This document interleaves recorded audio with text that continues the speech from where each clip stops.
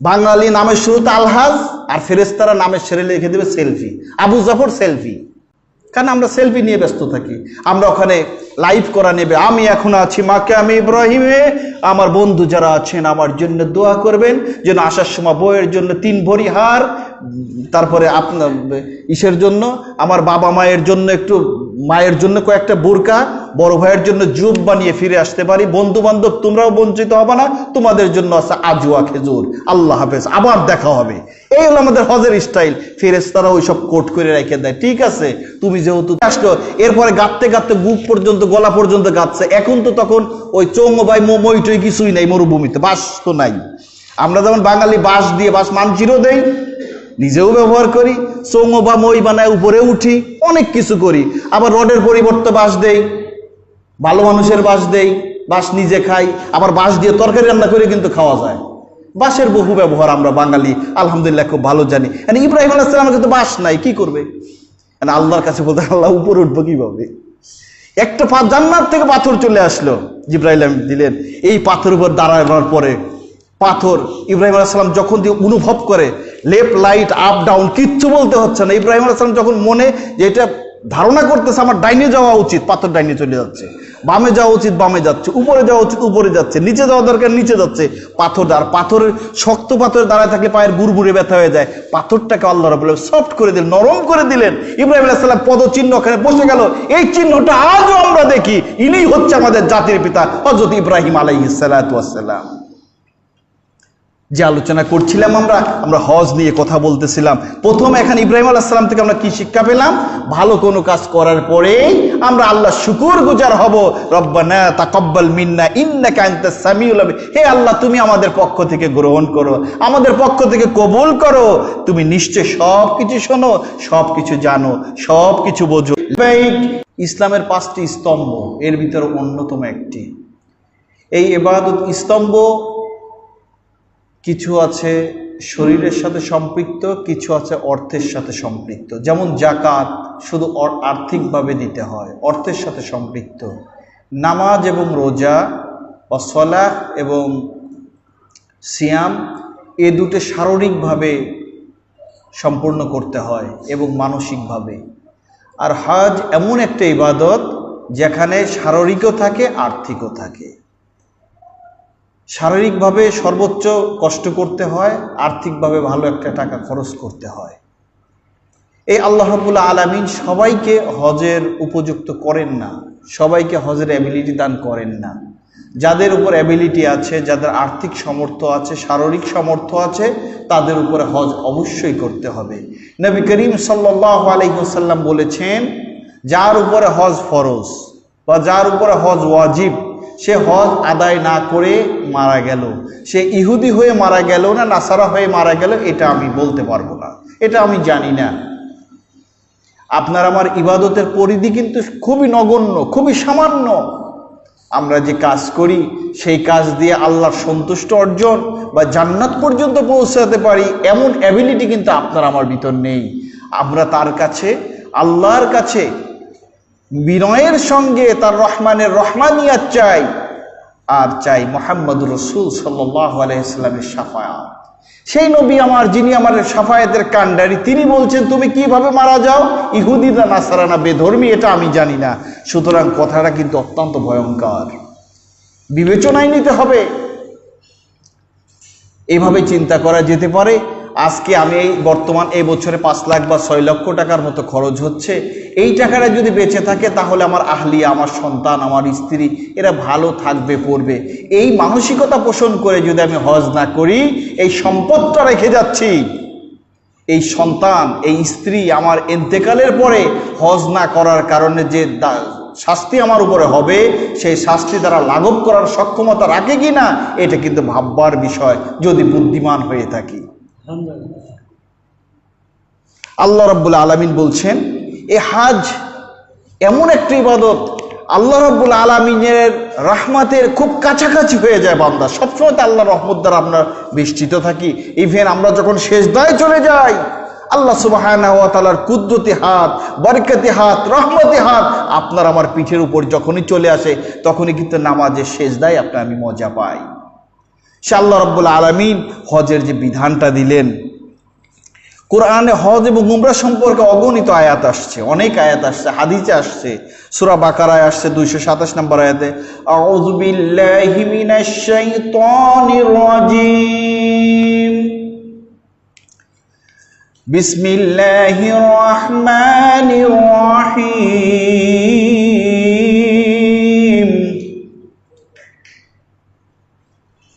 وَإِذْ يَرْفَعُ إِبْرَاهِيمُ الْقَوَاعِدَ مِنَ الْبَيْتِ وَإِسْمَاعِيلُ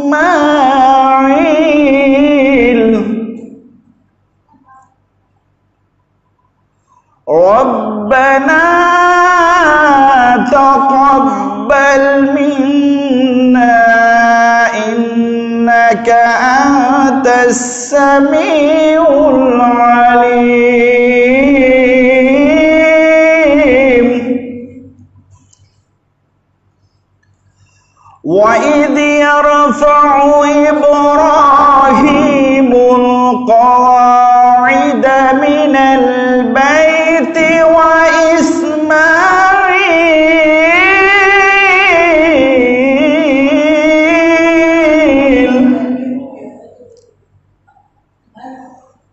رَبَّنَا تَقَبَّلْ مِنَّا إِنَّكَ أَنْتَ السَّمِيعُ الْعَلِيمُ।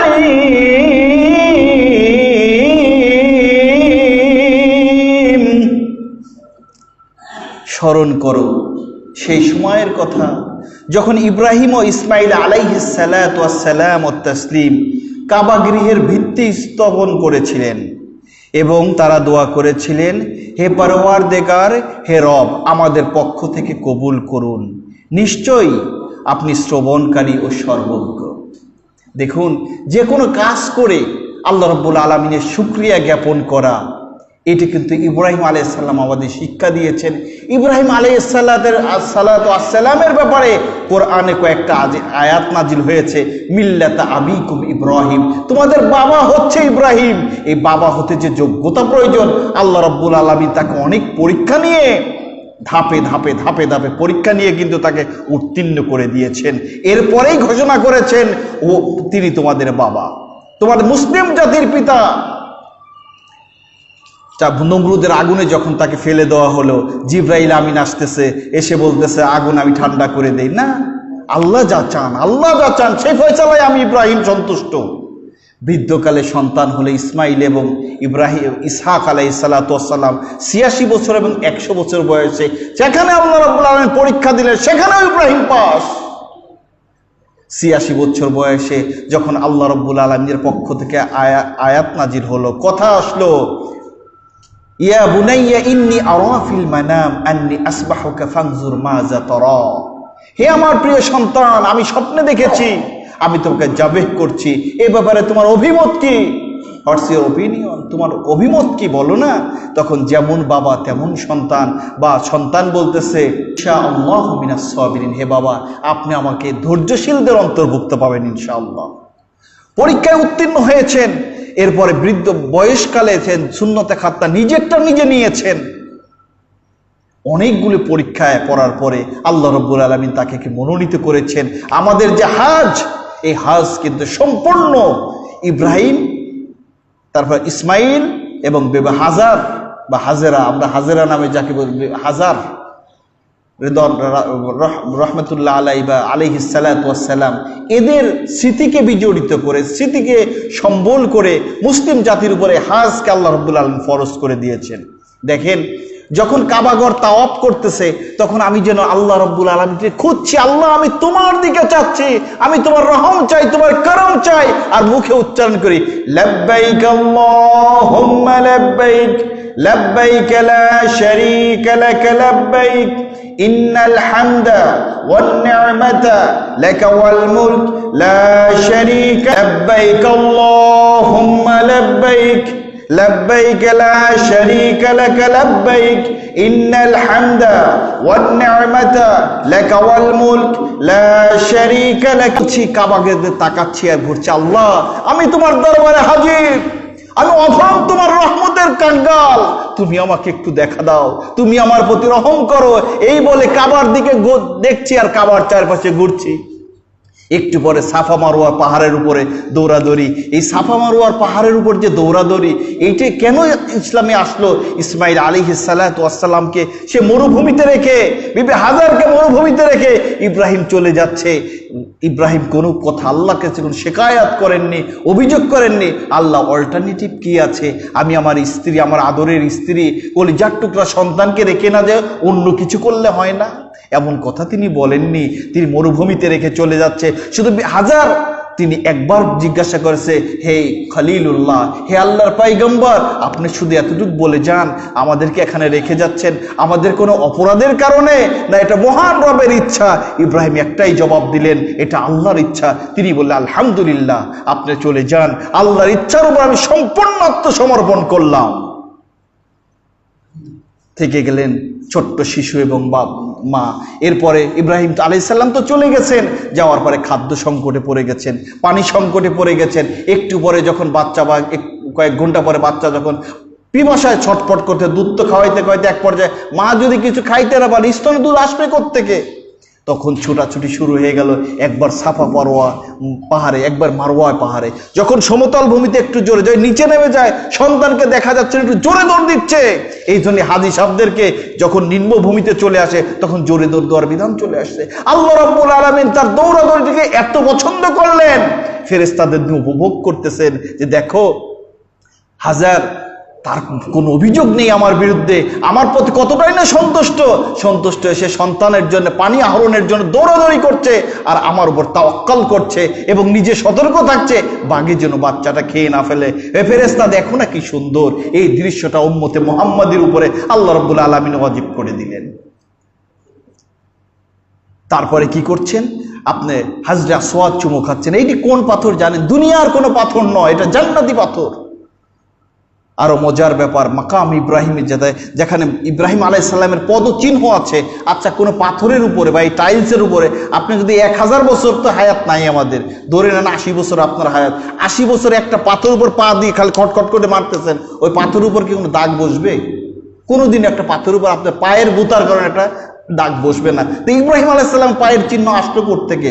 আল্লাহ রাব্বুল আলামিন যখন ওয়াইদ ইয়ারফাউ ইব্রাহিমুল কওয়াইদা মিনাল বাইতি ওয়া ইসমাঈল, যখন ইব্রাহিম এবং ইসমাঈল আলাইহিস সালাম কাবা ঘর নির্মাণ করার জন্য আল্লাহর পক্ষ থেকে অর্ডার আসলো, আল্লাহ রাব্বুল আলামিন ইব্রাহিমকে আল্লাহ রাব্বুল আলামিনকে জিজ্ঞাসা, ইয়া রাব্বাল আলামিন, আপনি কি পছন্দ করেন? আমি কোন পাথর দিয়ে কাবা ঘর নির্মাণ করব? আর কাবা ঘর একটু কোথায়? পর্সা, BS, RS তো কিছুই নাই, কোনো দাগ নাম্বার নাই, আমি তো খুঁজে পাচ্ছি না। আল্লাহ রাব্বুল আলামিনের পক্ষ থেকে আসলো যে একটা পাহাড়, মেঘের ছায়া যেখানে পড়বে ওটাই কাবা ঘর, ওখানেই তুমি কাবা ঘরের সীমানা নির্ধারণ করে ফেলো। ছায়া পড়লো, ওখানে 2 বাপ বেটা দাঁড়ায় গেছে। এখন আল্লাহ কোন পাথর দিয়ে করব, তুমি কি পছন্দ করো? আমরা কিন্তু আমাদের ইবাদতের ভিতরে আল্লাহকে জিজ্ঞাসা করি না, আল্লাহ তুমি কি পছন্দ করে? আমি চিন্তা করি আমার মহল্লার মাতুব্বর, মহল্লার ভালো শ্রেণীর লোক, তারা আমি কোন স্টাইলে মসজিদে গেলে পছন্দ করবে, আল্লাহ কি পছন্দ করবে এটা আমরা চাই না। অনেক মানুষ আছে নির্বাচনের সামনে অজু পর্যন্ত নাই, আরে ভোটাররা তো ভোট দিবে না, তাড়াতাড়ি মসজিদে ঢোক, নামাজ পড়ে বের হয়ে চলে গেল, অজু নাই কিন্তু ক্যান্ডিডেটের। সবাই খারাপ না, সবাইকে খারাপ ভাবার সুযোগ নাই, 2-1 আছে এরকম। তার চিন্তা হচ্ছে জনসাধারণ ভোটাররা ভালোবাসলো কিনা, আল্লাহর ভালোবাসা তার ভিতর নাই। আবার কিছু কিছু উপর লেভেলের লোকজন আছে, আমি নামাজ না পড়লে খারাপ দেখা যায়, এটা পড়ি না, আল্লাহ আকবার, এইভাবে হাত বাইদে হাত ছাড়ে যাই, এদিক ওদিক তাকাচ্ছে, মনে মনে হিসাব মিলাই ফেলতেছে, এরপরে কি করব না করবো। যাই হোক, ওইসব আমাদের ধর্তব্য বিষয় না, আমরা ধরে নিচ্ছি সবাই ভালো মানুষ। আমাদের ইবাদত করার সময় ভাবতে হবে আমার আল্লাহ কিভাবে ইবাদতটা চান। তাহলে ইব্রাহিম আলাইহিস সালাম যখন আল্লাহ আমি কি পাথর দ্বারা নির্মাণ করব, 5টা পাহাড়ের কথা আসছে। 5টা পাহাড় থেকে যদি ইব্রাহিম আলাইহিস সালাম এবং ইসমাঈল আলাইহিস সালাম পাথর আহরণ করতে যায়, খুঁজতে যেত, পাথর খুঁজতে খুঁজতে জীবন শেষ, আর কাজ করতে পারতো না। বলতো আল্লাহ কি করব? বলতো তুমি পাথরদের অর্ডার দাও, পাথর উড়ে চলে আসবে। সুবহানাল্লাহ বলবেন না? পাথর সব চলে আসলো। এরপরে গাঁততে গাঁততে বুক পর্যন্ত, গলা পর্যন্ত গাঁতছে। এখন তো তখন ওই চৌং বাই মইটই কিছুই নাই, মরুভূমিতে বাঁশ তো নাই। আমরা যেমন বাঙালি বাঁশ দিয়ে বাঁশ মানচিরও দেই, নিজেও ব্যবহার করি, চোঙো বা মই বানায় উপরে উঠি, অনেক কিছু করি। আবার রডের পরিবর্তে বাঁশ দেই, ভালো মানুষের বাঁশ দেই, বাঁশ নিজে খাই, আবার বাঁশ দিয়ে তরকারি রান্না করে কিন্তু খাওয়া যায়। বাঁশের বহু ব্যবহার আমরা বাঙালি আলহামদুলিল্লাহ খুব ভালো জানি। ইব্রাহিম আলাইহিস সালামের কিন্তু বাঁশ নাই, কি করবে? আল্লাহর কাছে বলতে, আল্লাহ উপরে উঠবো কিভাবে? একটা জান্নাত থেকে পাথর চলে আসলো, জিবরাইল দিলেন। এই পাথর উপর দাঁড়ানোর পরে পাথর ইব্রাহিম আলাইহিস সালাম যখন অনুভব করে লেফট রাইট আপ ডাউন কিচ্ছু বলতে হচ্ছে না, ইব্রাহিম আলাইহিস সালাম যখন মনে যে এটা ধারণা করতেছে আমার ডাইনে যাওয়া উচিত, পাথর ডাইনে চলে যাচ্ছে, বামে যাওয়া উচিত বামে যাচ্ছে, উপরে যাওয়া উচিত উপরে যাচ্ছে, নিচে যাওয়া দরকার নিচে যাচ্ছে।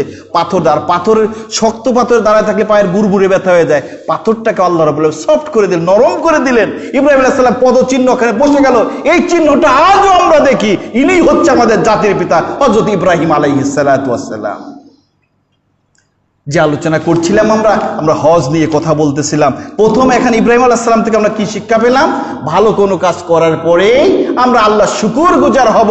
রব্বানা তাকাব্বাল মিন্না ইন্নাকা আনতাস সামিউল আলিম। হে আল্লাহ, তুমি আমাদের পক্ষ থেকে গ্রহণ করো, আমাদের পক্ষ থেকে কবুল করো। তুমি নিশ্চয় সব কিছু শোনো, সব কিছু জানো, সব কিছু বোঝো। এটা তার মনের আকুতি। আল্লাহ রাব্বুল আলামিন তার প্রতি সন্তুষ্ট হয়ে গেলেন। এরপরে সাফা মারওয়ার যে পাহাড়, আমি একটু আগে বললাম, হাজার আলাইহিস সালাতু ওয়াস সালাম তিনি দৌড়াদৌড়ি করছিলেন ইসমাইল আলাইহিস সালামের জন্য একটু পানি খাওয়ানোর জন্য। এরপরে দৌড়াদৌড়ি করতে করতে করতে করতে কি হলো, একটু পরে এসে দেখে 7 বার দৌড়ানো শেষ, তিনি বড্ড ক্লান্ত হয়ে পড়েছেন। আল্লাহর কাছে কায়মনোবাক্যে বলছে, আল্লাহ আমার সন্তানকে বাঁচাও, আর দৌড়াচ্ছে। একটু পরে এসে দেখে পানির কলকল কলকল করে আওয়াজ হচ্ছে। হাজার এসে দেখতেছে, আর ইসমাইল আলাইহিস সালামের পায়ের কাছে জমজম মানে এক পানির ফোয়ারা তৈরি হচ্ছে। তিনি জলদি বালি দিয়ে এবং ছোট ছোট পাথর দিয়ে চারপাশে ঘিরে ফেললেন। তার উপর দিয়ে পানি উঠে উঠে উপরে উপরে পড়ে যাচ্ছে। তখন হাজার বলতেছেন, জাম জাম, থাম থাম।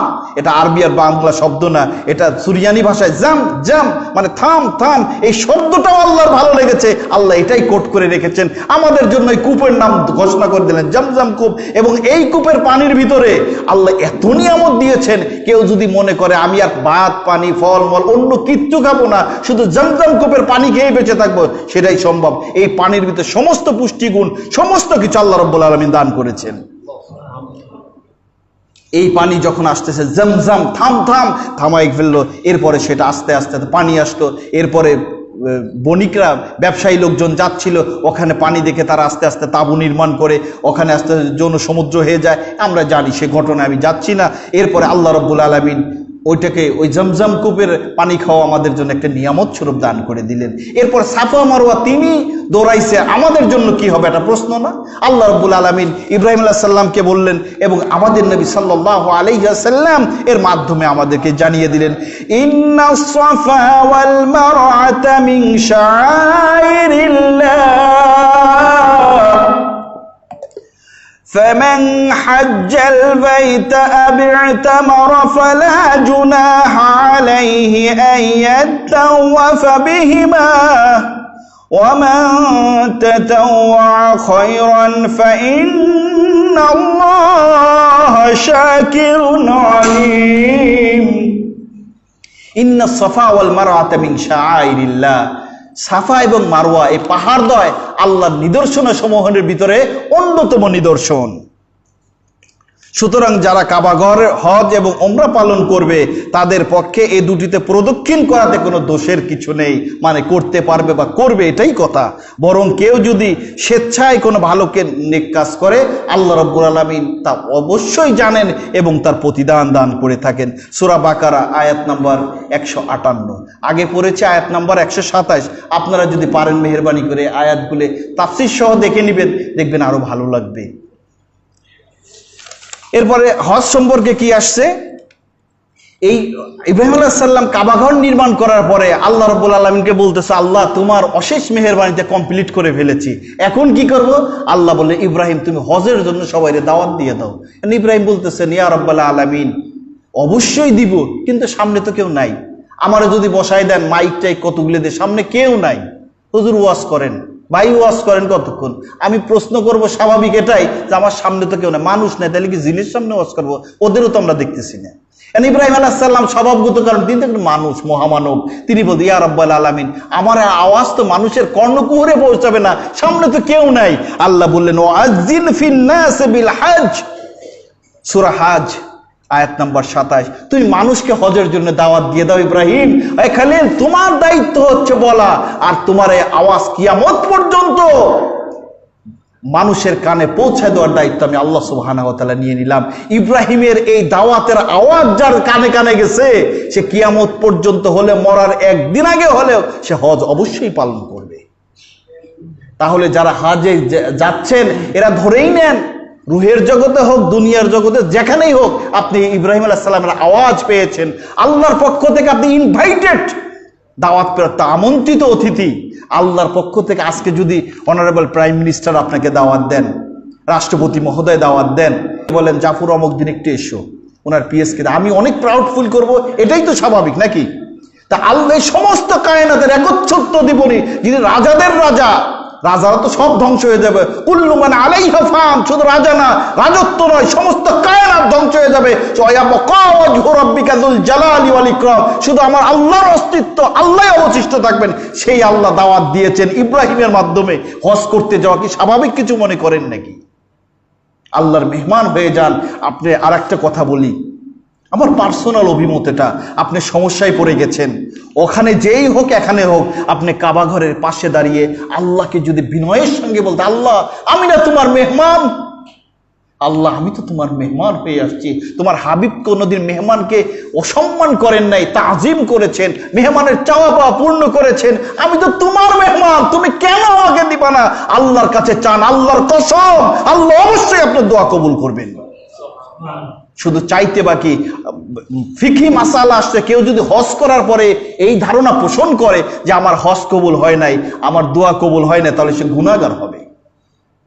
সুতরাং আল্লাহ দিতে চান, আল্লাহ কামু, আমি তো এমন রবের ইবাদত করি যেই রব না চাইলেই বেজার হয়, এমন রহমানের আমি দাস, এমন রহমানের আমি আবেদ, যে রহমান শুধু আমাকে, আমার দিকে তাকায় থাকেন, আমি কখন তাকে ডাকবো, কখন তার কাছে মাপ চাবো, কখন তার কাছে ফিরে আসবো। ছোট্টকালে একটা বাচ্চা যদি হারিয়ে যায়, এরপরে 20 বছর 25 বছর পরে মার কোলে ফিরে আসলে মা যেমন পাগলের মতো হয়ে বুকে টেনে নেয়, আপনি আমি যখন বিপদ চলে যাই, নামাজ ছেড়ে দেয়, রোজা ছেড়ে দেয়, হজ বাদ দেয়, জাকাত বাদ দেয়, আল্লাহর সাথে পৃষ্ঠ প্রদর্শন করি, আল্লাহর বিমুখ প্রদর্শন করে অন্যদিকে চলে যায়, এরপর আমি যখন তওবা করে ফিরে আসি, আর দুনিয়ার হাজার হাজার ভাগের এক ভাগ রহমত, এক ভাগ মায়া মানুষ আল্লাহ, মানুষের ভিতর আল্লাহ দিয়েছেন, সমস্ত কায়নাতের, আর সব মায়া মমতা আল্লাহ নিজের কাছে রেখেছেন। সেই আল্লাহ কতটা আমাকে ভালোবাসে।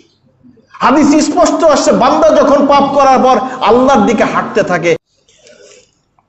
عن أبي هريرة رضي الله تعالى عنه قال سئل النبي صلى الله عليه وسلم, প্রখ্যাত সাহাবী আবু হুরায়রা রাদিয়াল্লাহু তাআলা আনহু তে বর্ণিত, তিনি বলেন নবী করিম সাল্লাল্লাহু আলাইহি সাল্লামকে প্রশ্ন করা হলো, আইয়ুল আ'মাল আফজাল, উত্তম ইবাদত কি? ক্বালা আল ঈমানু বিল্লাহি ওয়া রাসূলি, তিনি বললেন আল্লাহ এবং আল্লাহ রাসূলের প্রতি ঈমান, এটা হচ্ছে উত্তম আমল, এর চেয়ে ভালো আমল আর নাই। এরপরে কিলা সুম্মা মাজা ইয়া রাসূলুল্লাহ, এরপরেরটা কি? ক্বালা